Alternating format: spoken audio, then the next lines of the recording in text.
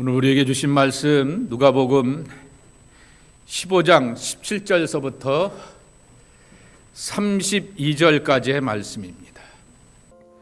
이에 스스로 돌이켜 이르되 내 아버지에게는 양식이 풍족한 품꾼이 얼마나 많은가. 나는 여기서 주려 죽는구나. 내가 일어나 아버지께 가서 이르기를 아버지, 내가 하늘과 아버지께 죄를 지었사오니 지금부터는 아버지의 아들이라 일컬음을 감당하지 못하겠나이다. 나를 품꾼의 하나로 보소서 하리라 하고 이에 일어나서 아버지께로 돌아가니라.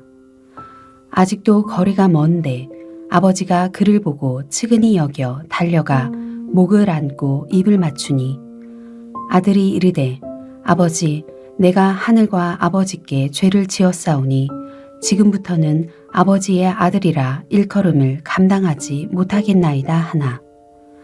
아버지는 종들에게 이르되 제일 좋은 옷을 내어다가 입히고 손에 가락지를 끼우고 발에 신을 신기라. 그리고 살찐 송아지를 끌어다가 잡으라. 우리가 먹고 즐기자.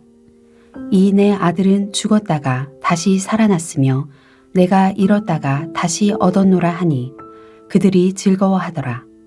맏아들은 밭에 있다가 돌아와 집에 가까이 왔을 때에 풍악과 춤추는 소리를 듣고 한 종을 불러 이 무슨 일인가 물은데 대답하되 당신의 동생이 돌아왔음에 당신의 아버지가 건강한 그를 다시 맞아들이게 됨으로 인하여 살찐 송아지를 잡았나이다 하니 그가 노하여 들어가고자 하지 아니하거늘 아버지가 나와서 권한대 아버지께 대답하여 이르되 내가 여러 해 아버지를 섬겨 명을 어김이 없거늘 내게는 염소 새끼라도 주어 나와 내 벗으로 즐기게 하신 일이 없더니 아버지의 살림을 창녀들과 함께 삼켜버린 이 아들이 돌아오매 이를 위하여 살찐 송아지를 잡으셨나이다. 아버지가 이르되 예, 너는 항상 나와 함께 있으니 내 것이 다 내 것이로되 이 내 동생은 죽었다가 살아났으며 내가 잃었다가 얻었기로 우리가 즐거워하고 기뻐하는 것이 마땅하다 하니라. 팀 켈러의 탕부 하나님을 이렇게 보려고 하게 됩니다. 그런데 이게 7가입니다. 6주 연속 속회로 모이게 되는데 오늘은 이 책에 보게 되면 일가와 서론과 일가의 내용들을 함께 보려고 하게 되는 것입니다. 그리고 다음 주서부터는 이가서부터 하나씩 여러분들이 보시게 되면 될 것입니다. 워밍업으로 이렇게 하게 되는 것이고요. 교재가 지금 한국에서 오고 있습니다. 그래서 이원정 전사님이 지금 한국에 가서 시험을 다 끝나고 나서 이제 오게 되는데 이제 오게 되었을 때 금요일에는 다 여러분들 앞에 나눠드릴 수 있게 됩니다. 이 탕자 이야기를 모르는 기독교인들은 없기 때문에 우리가 다 알고 있는 것이지만은 그것을 통하여서 또 한번 우리의 신앙을 모든 기독교인들은 반드시 신앙의 여정 가운데서 2가지를 지나가야 하게 되는 것입니다. 하나는 십자가를 지나가야 됩니다. 그러면서 나는 죽고 예수로 사는 고백, 갈라디아서 2장 20절에 있는 영적 체험을 우리가 해야 한다라고 하는 것입니다. 다른 하나는 탕자들의 아버지가 되어주시는 탕부 하나님을 만나며 그분의 한없는 조건 없는 사랑 앞에 굴복당하는 체험을 하게 되어야 한다라고 하는 것입니다. 왜 하나님을 향하여서 감히 탕부라고 이렇게 방탕할 탕자에다가 이렇게 탕이라고 하는 말을 쓰게 되었을까라고 하는 것입니다. 감히 하나님께 그런 말을 쓸까라고 하는 것입니다. 여기 이 탕이라고 하는 프로디갈이라고 하는 단어의 뜻 때문이라고 하는 것입니다. 그 말의 뜻은 무모할 정도로 씀씀이가 해프다라고 하는 것입니다.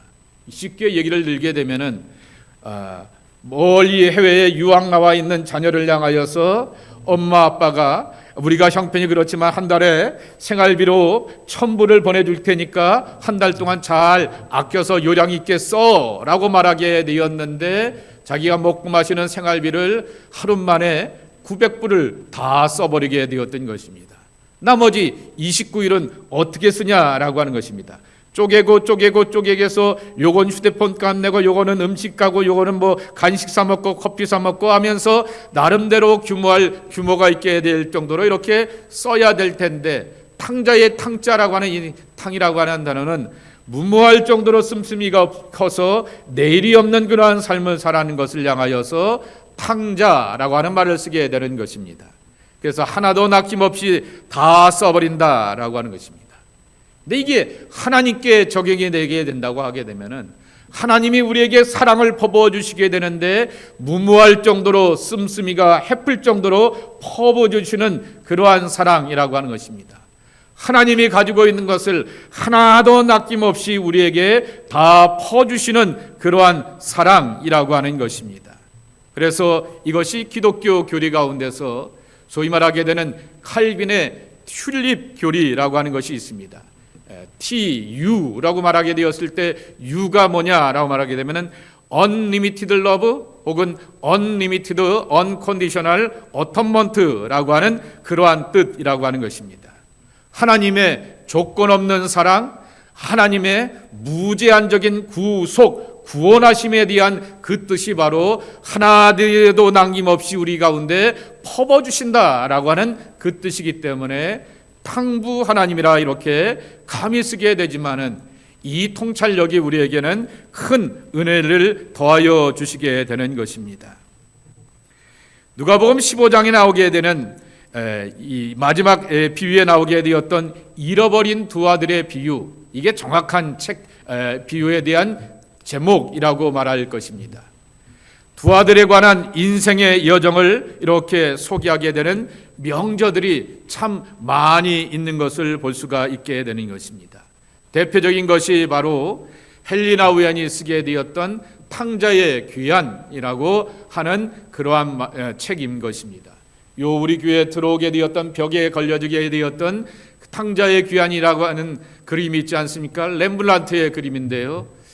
지난주에 렘브란트가 누구야? 라고 이렇게 세이간사한테 제가 미술을 전공하지 않았습니까? 이렇게 했더니 기독교의 음영을 이렇게 뭐라고 이렇게 아주 멋진 말로 표현하게 되었는데, 그러한 인물이라고 하는 것입니다.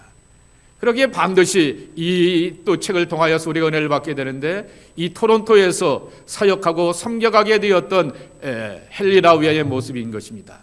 생텍트베르그에 있는 그 박물관에 있는 이 그림을 보게 되면서 엄청난 감동을 얻어서 글을 쓰게 되었던 것입니다. 또 한 가지의 책은 기다리는 아버지라고 하는 그러한 책이 하나 있게 됩니다. 헬무트 틸리케라고 하는 그러한 분의 책인데요. 원래는 바로 기독교의 이러한 예수님의 비유에 대한 그러한 교훈들을 다 담고 있게 되는 것입니다. 2차 세계대전 중에 한편으로는 히틀러의 포갑 앞에서, 그래서 자기가 늘 설교하게 되었을 때는 군중인들이 많이 모이게 되는데, 엄청난 회중들 앞에서 설교하게 되는데, 이 헬무트 틸리케가 나치에 대하여서 삐딱하게 되니 게슈타포가 항상 맨 앞에 앉아갖고 자기의 설교를 듣는 그러한 압박 가운데서 이 설교를 하게 되었다라고 하는 것입니다. 한편으로는 연합군의 폭격 앞에서 지쳐가게 되었던 독일 크리스찬들을 향하여서 품으셨던 하나님의 넉넉한 사랑을 소개하게 되었던 책이기도 하게 되는 것입니다. 또 대표적인 책이 탕자의 이야기입니다. 찰스 디킨스라고 하는 크리스마스 캐롤, 크리스마스 스토리라고 하는 그거에 나오게 된 얘기입니다. 스크루지가 나중에 변화되어서 공동체로 돌아오게 되었던 것을 탕자의 귀환과 연관시켜가게 되는 그러한 모습도 보게 되는 거죠. 중동의 눈으로 보게 되었던 예수의 비유라고 하는 케네스 베일리의 그러한 책이 있게 됩니다. 케네스 베일리를 여러분들 앞에서 종종 이렇게 소개해드리게 되었는데, 이 사람의 책의 시리즈는 항상 중동의 눈으로 본이라고 하는 시리즈의 책이 많이 있게 됩니다. 어린 시절 아버지를 따라서 이스라엘의 선교사로 파송을 받게 되면서 거기서부터 학교를 다니게 되고, 거기서 대학을 나와서 또한 이렇게 신학을 전공한 사람으로서 그 성경의 문화적이고 사회적이고 역사적인 배경을 따라서 아버지가 밖에 나가서 기다린다? 그 아들이 무슨 금이 환향도 하는 것도 아니고 아버지 것을 다 빼앗아가게 되었던 그 아들을 향하여서 기다린다라고 하는 것은 아버지가 스스로 수치와 아픔에 그러한 사회적인 따돌림을 당하는 대상이 되었음에도 불구하고 그러한 마음 가운데서 품어주셨다라고 하는 것입니다. 우리가 너무나 좋아하는 어메이징 그레이스, 나 같은 죄인 살리신 이의 가사 중에 보게 되면은 이러한 가사가 있는 것을 보게 됩니다. 잃었던 생명 찾았고 뭐라고요? 광명을 얻었다라고 하는 그 가사를 보게 되면은 I once was lost, 그랬습니다. 잃어버렸다라고 하는 것입니다. 누가복음 15장에 나오게 되는 잃어버린 것들에 대한 이야기가 있게 되는 것이고, 나는 지금 하나님 앞에서 발견되었다라고 하는 그러한 이야기들을 담고 있게 되는 것입니다. 여러분, 누가복음 15장을 보게 되면 흔히 잃어버린 것들의 비유로 가득 차 있게 됩니다. 그래서 첫 번째 비유에 보게 되면은 잃어버린 양이라고 하는 것이죠. 어떤 사람에게 양 몇 마리요? 100마리가 있게 되었는데 그 중에 하나를 잃어 9마리를 들여두고 그 잃은 것을 찾아내기까지 찾아내지 않겠느냐라고 말하게 됩니다.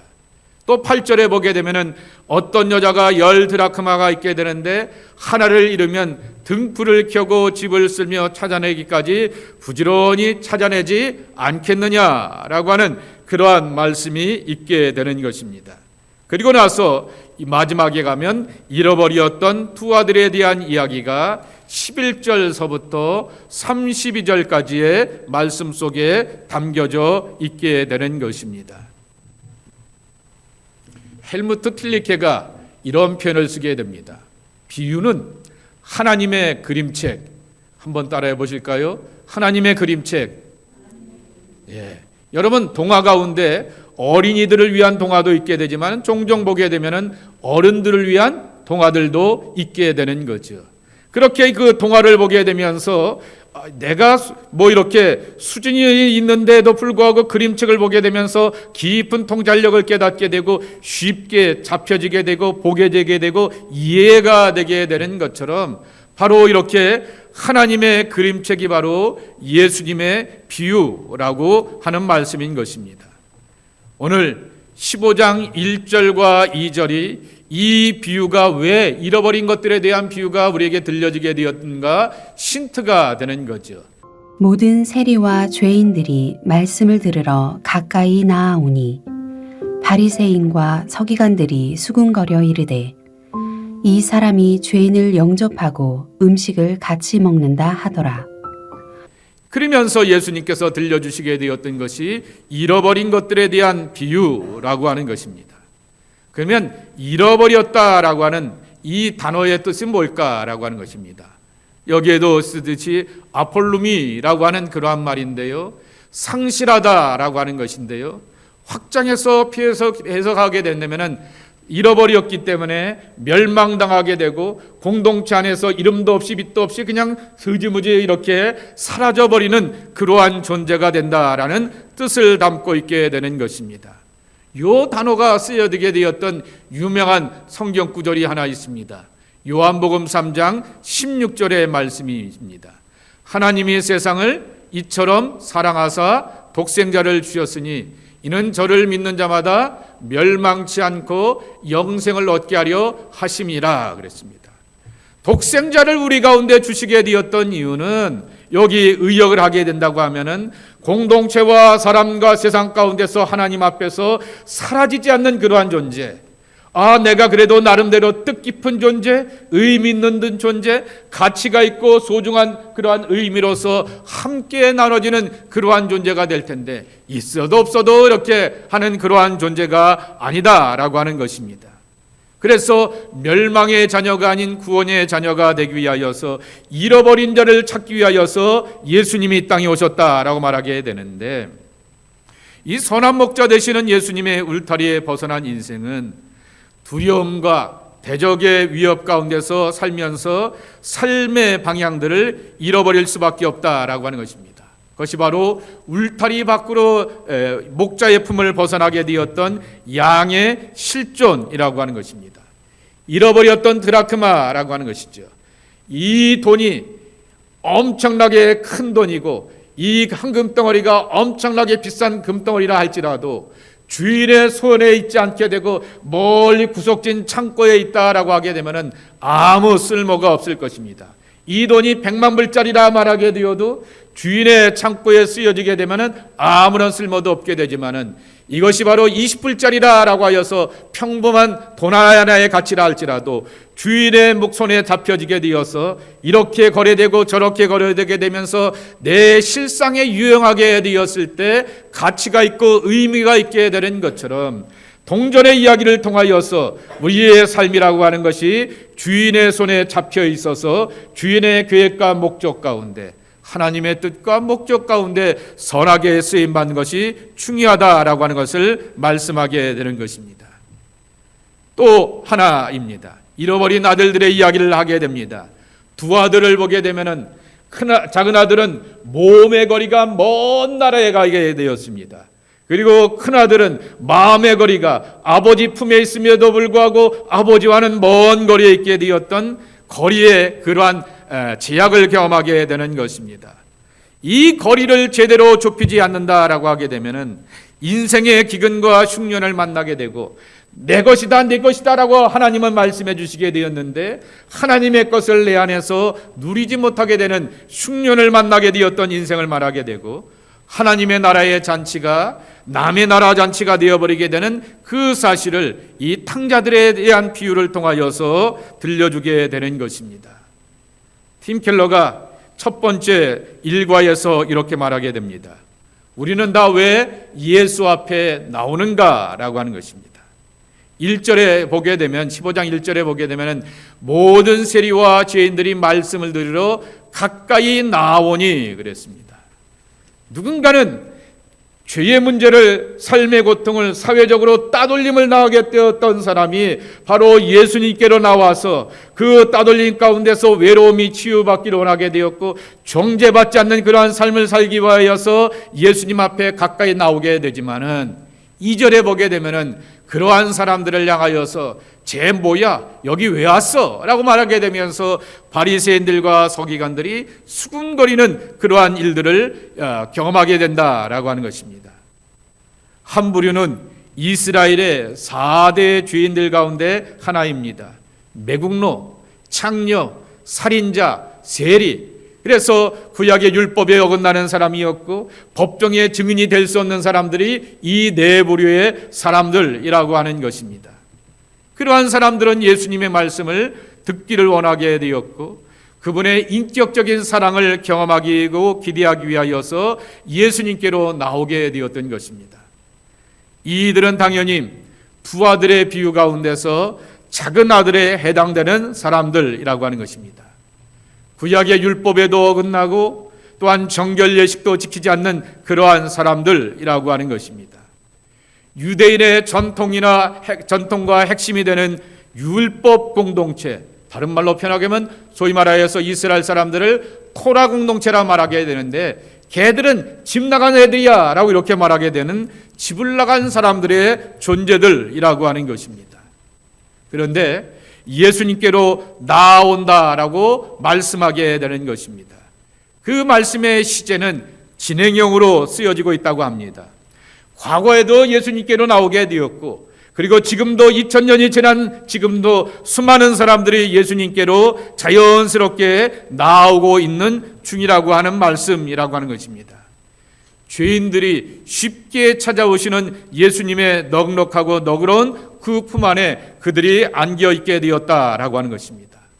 두 번째로는 그들이 2절에 보게 되면은 죄인을 영접하고 음식을 함께 먹었다라고 이렇게 말씀하고 있게 되는 것입니다. 영접한다라고 하는 말의 뜻, 브로스코테마이라고 하는 말 그대로 받아들이고 영접한다. 또 하나는 기다린다라고 하는 것입니다. 그래서 헬무트 틸리케가 이 탕자의 비유를 가지고서 뭐라고 말씀하고 있습니까? 기다리는 아버지라고 이렇게 말하고 있지 않습니까? 누가복음 2장 25절 말씀에 보게 되면은 예루살렘에 시몬이라고 하는 사람이 있게 되는데 이 사람은 의롭고 경건하여 이스라엘의 위로를 기다리는 자라 그랬습니다. 성령이 그 위에 계시다가 할 유대인의 이 정결 예식을 따라서 어린아이 예수가 이 성전에 들어오게 되었던 것을 만나게 되면서 죽어도 여한이 없습니다라고 말하면서 하나님의 위로를 받게 되었던 것을 기억하게 되는 것이죠.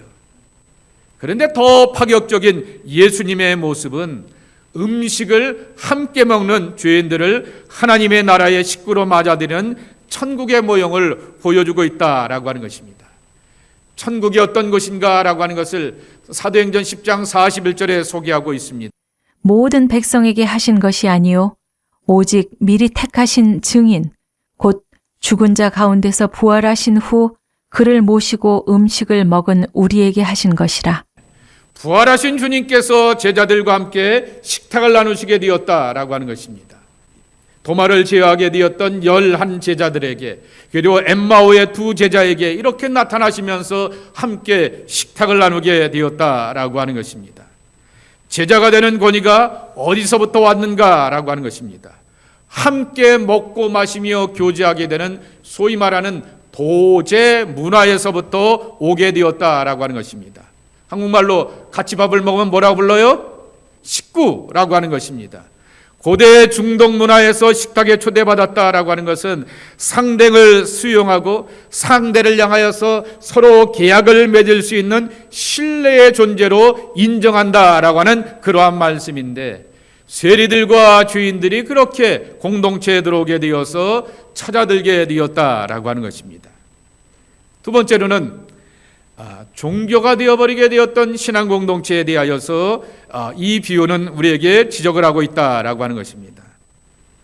잃어버린 2 아들 이야기, 탕자 이야기의 타깃이 되었던 대상은 따로 있게 되는데 바로 2절에 나오게 되었던 바리새인들과 서기관들이라고 하는 것입니다. 오늘날 교회가 위기를 만나게 되는 것은 제가 그 책을 읽으면서 제가 말을 만들어 보았습니다. 소위 말하는 큰형 문화라고 하는 것입니다. 내가 아버지 곁에서 얼마나 애쓰고 수고하였는데 라고 하게 되었던 큰형 문화라고 하는 거죠. 저놈은 그 아들이 멀리 가서 이렇게 먼 나라에서 돈을 탕진한 것을 알게 되었지만은 창녀들과 어울렸는지 그것에 대해서는 실증이 없음에도 불구하고 그에게다가 꼬리표를 붙여놓게 되었던 것이 큰형의 꼬리표라고 하는 것입니다. 소위 말하는 큰형 문화인 것입니다. 종교적 기득권 세력을 자연스럽게 여기고 있다라고 하는 것입니다. 교회 문화를 주도하고 교회 정치를 주도하고 종교까지 제어하려고 하게 되었던 것이 바로 바리새인들과 서기관들의 문제라고 하는 것입니다. 잃어버린 자들에 대한 예수님의 비유는 제멋대로 살다가 인생의 기근과 흉년을 만나게 되었던 작은 아들에 대한 교훈보다는 모든 사람들이 인생의 기근과 흉년을 만나게 되고 육체의 기근과 흉년을 만나게 되고 관계의 기근과 흉년을 만나게 되면은 나름대로 다 정신을 차립니다. 이렇게 살아서는 안 되겠구나. 이러면은 내가 사회적으로 따돌림을 받겠구나. 내가 계속 고통 중에 있겠구나라고 하면서 다 이렇게 정신을 차리며 자각하게 됩니다. 심지어 교회에 다니지 않는 사람들도 다 그럴 수는 있다라고 하는 것입니다. 그러나 문제가 되는 것은 성경의 규정대로 행하는 종교적인 사람들이 문제라고 하는 것이 이 비유의 교훈이라고 하는 것입니다.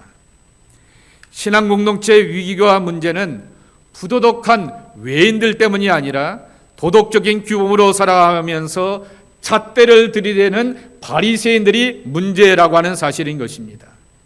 예수님은 바리새인들이 가지고 있는 스스로의 의로움이 편협함이 되어서 자신의 영혼뿐만 아니라 타인의 삶까지도 파괴할 수 있다라고 하는 것을 지적하고 있게 되는 것입니다. 언제나 우리는 하나님의 말씀, 예수님의 가르침 앞에서 나의 범주를 깨는 신앙의 훈련이 되어 있어야 한다라고 하는 것입니다. 바리새인들은 자기들이 만나게 되었던 신앙의 경험과 교훈을 가지고서 이런 기준과 잣대에 네가 살아야 돼라고 하면서 들이대는 데 있다라고 하는 것입니다. 우리가 믿고 살아가는 신앙 공동체 안에는 두 범주의 사람들이 항상 존재하기 마련이다라고 하는 것입니다. 그러면 예수님은 누구 편인가라고 하는 것입니다. 가난한 사람들의 친구가 되시는, 죄인들의 친구가 되시는 예수님이 우리 편인가라고 하는 것입니다. 철저하게 하나님의 나라를 향하여서 살아가게 되었던 경건과 엄숙의 사람들, 그래서 예수님도 바리새인을 향하여서 내가 하나님 나라에서 멀지 않도다라고 칭찬해 주셨는데 그렇게 살아야 되는 건 맞지 않습니까? 라고 물을 수가 있다라고 하는 것입니다. 누구 편이냐라고 하는 것입니다. 팀 켈러가 정답을 주는데요, 정답은 하나입니다. 설치지 말라라고 하는 것입니다. 인간에게는 살다 보게 되면은 절대로 내 편이 될 수 없는 사람들이 있다라고 하는 것입니다. 소위 말하게 되면 MBTI로 보게 되면 나는 I고 저 사람은 E인데 그 다음에 J하고 P가 겹쳐요? 반대가 되는 거예요? 난 몰라요. 저를 별로 안 좋아해서 혈액형까지는 감당하는데 MBTI는 제대로 이렇게 원래 그런 것을 좋아하지 않기 때문에 제대로 하지 않게 되지만은 J와 P가 이렇게 서로 극단이다 해서 그 사람하고 나하고는 기질이 안 맞아요라고 말할 수도 있다라고 하는 것입니다. 그 사람과 나와의 신앙적인 성향이 다를 수도 있게 됩니다. 나는 뜨겁게 찬송하고 소리내쳐 기도하는 것을 좋게 되는데 하나님이 기먹었어 이렇게 소리를 질러라고 이렇게 말하는 그러한 성향의 사람들도 있다라고 하는 것입니다. 내 아버지와 어머니로부터 어린 시절서부터 배우게 되었던 삶의 습관들이 나는 이런 성향으로 이렇게 살아가게 되지만은 왜 쟤는 저렇게 설치는 거야 라고 하면서 나타나는 그러한 모습들도 있다라고 하는 것입니다. 어려울 수 있는 것은 현실이라고 하는 것입니다. 그런데 팀 켈러가 정답을 주게 되는데 애매하게 정답을 주기 때문에 제가 단어를 하나 만들게 되었습니다. 그러한 사람들이 설치지 못하게 하라라고 하는 것입니다. 다시 말하게 되면은 바리새인이 되고 사두개인이 되어서 그러한 사람들이 모든 사람들을 규정하고 단정짓지 말라라고 하는 것입니다. 그러면 그가 하나의 예를 하나 들게 되는 것이죠. 초대 기독교가 참 어려움을 많이 당하게 되었던 것들 가운데 니네는 어디서 예비하냐 말하게 되었을 때, 기독교인들이 말하게 되었을 때 우리는 카다곰 무덤에서 예비합니다 말하게 됩니다. 가정집에서 예비합니다. 누구네 집에서 예비하게 됩니다. 아니 거기네 집은 500스퀘어밖에 되지 않는데 거기 사람이 어떻게 들어가? 라고 이렇게 말하기도 한다라고 하는 것입니다. 그렇습니다. 기독교는 심전이 없는 종교였기 때문에 처음을 믿는 사람들에게선 전혀 이해가 되지 않게 되었지만은 중요한 것은 그들이 삶 속에서 보여주게 되었던 예수님의 관대함이 몸과 마음과 삶으로서 드러나야 한다라고 하는 것입니다. 작은 아들과 같은 이들이 또한 사랑하고 품는 그러한 공동체에 있게 되고, 그리고 바리새인들과 같이 철저하며 엄격하게 자신을 향하여서 살아가게 되었던 그러한 사람들이 누군가를 향하여서 주장하고 외치기보다는 예수의 목소리와 예수의 사랑만이 드러나는 공동체가 진정한 의미에서의 공동체라고 하는 것입니다. 오늘의 말씀의 결론입니다. 여러분에게 여쭤보겠습니다. 누가복음 15장에 나오게 되는 탕자의 이야기를 오늘 처음 들어본 교인들 계세요? 아무도 없습니다. 이걸 교회를 다니는 사람이나 교회를 안 다니는 사람이나 다 알고 있는 탕자의 두 아들의 이야기를 우리는 다 알고 있게 되는 것입니다. 제가 그때 지난 새벽 기도 때 요한복음 4장 44절 이하의 말씀을 함께 나누게 되면서 이런 말씀을 여러분들에게 드렸습니다. 익숙함의 함정에 빠지지 말라라고 하는 것입니다. 요한복음 4장 44절에 보면 이런 말씀이 있습니다. 친히 증언하시기를 선지자가 고향에서는 높임을 받지 못한다. 그랬을 때 제가 말씀을 드렸죠. 예수님께서 갈릴리 나사렛에 들어가게 되었더니 그 나사렛에 있던 사람들이 예수님이 어떤 사람인지 다 안단 말입니다. 예수님의 형제들도 다 알고요, 엄마와 아버지도 알고요, 예수님의 할아버지와 할머니가 누구인지도 다 아는 사람들이라고 하는 것입니다. 근데 마태복음 13장 58절 말씀에 보게 되면은 다 알고 있다라고 하는 착각이 거기서는 많은 능력을 행하지 아니하니라라고 이렇게 말씀하게 되는 것입니다. 바로 예수님을 잘 알고 있다라고 생각하게 되었던 것이 우리가 이것을 놓치게 된다라고 하는 것입니다. 여러분, 제가 여러분들에게 이 앞으로 6주 동안, 오늘까지 포함하여서 혹시 7주 동안 꼭 배워야 될 것은 이 탕자의 이야기를 새 번역을 한번 읽어보십시오. 또 이렇게 공동 번역으로 읽어보십시오. 이거보다도 더 쉬운 성경이 현대어 성경도 있고요, 현대인 성경도 있고요, 우리말 성경도 있습니다. 그리고 영어가 이렇게 좀 가능하신 분들은 메시지 성경도 한번 읽어보시고요, NIV 버전도 한번 읽어보시고요, NRSV 버전도 한번 읽어보시고요, 아메리칸 스탠다드 버전도 한번 읽어보시고요, 다양한 버전으로 읽어보시기 바랍니다. 그러면서 이렇게 다가오게 되는 그러한 말씀들이 분명히 있을 것이다 라고 하는 것입니다. 이 기다리는 아버지를 쓰게 되었던 헬무트 틸리케의 책을 이렇게 번역하게 되었던 사람이 김순현 목사, 저 전라도 순천에서 조용한 목회를 하게 되는데 서울에 있는 사람들이 여행만 오게 되면 꼭 그 교회를 둘러서 예배하는 곳입니다. 탁월한 영성가인데요, 제 1년 후배이기도 한데 그 목사가 이 책을 쓰면서 번역을 하면서 거기다가 서두에 보게 되면은 이런 단어를 하나 써놓게 되었습니다. 성경을 이 탕자 얘기를 읽으면서 우리가 빠지지 않기 위하여서 해야 될 게 뭐냐라고 말하게 되면은 낯설게 읽기라고 하는 것입니다. 질문을 가지고서 예수님의 교훈과 가르침을 낯설게 한번 읽어보자라고 하는 것입니다. 내가 이 말씀에 대하여서 미리 알고 있다라고 하는 지식과 내가 옛날에 어느 목사님이 이렇게 설교하게 되었을 때 엄청 은혜 받았어 라고 하는 내 나름대로의 감동이 오늘의 말씀을 읽는데 걸림이 된다라고 하는 것입니다. 그리고 한쪽으로만 보지 말고 돌려보고 뒤집어보는 훈련도 우리가 한 성경의 교육 가운데서 필요하다라고 하는 것입니다. 헬무트 틸리케가 이런 말을 하였다고 합니다. 설교는 대중강연이 아니기 때문에 수많은 회중을 바라기보다는 한 사람을 바라보면서 하나님 앞에 집중하면서 그 사람을 위해서 설교해야 되는데, 그 사람을 지적하는 것이 내가 그 사람을 타겟팅하는 것이 아니라 그 사람이 사실은 나다라고 하는 감정의 이입을 담으면서 선포하며 하나님의 말씀을 나눠야 한다라고 하는 것입니다. 그래서 하나님의 말씀 앞에서 우리는 늘 뭐가 되어야 되냐라고 하게 되면 하나님 앞에서 외톨이라고 하는 거죠.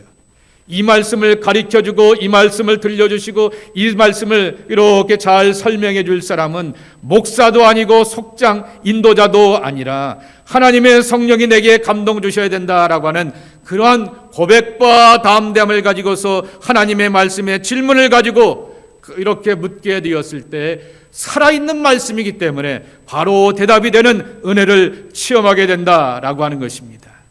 우리는 살아계신 하나님의 말씀을 기대하며 살아계신 하나님께서 오늘도 내게 거룩한 감동과 깨달음으로 인도하신다라고 하는 것을 기억하며 사랑을 탕진하시며 품어주시는 하나님 아버지 앞에 나오는 우리가 되어야 하겠습니다.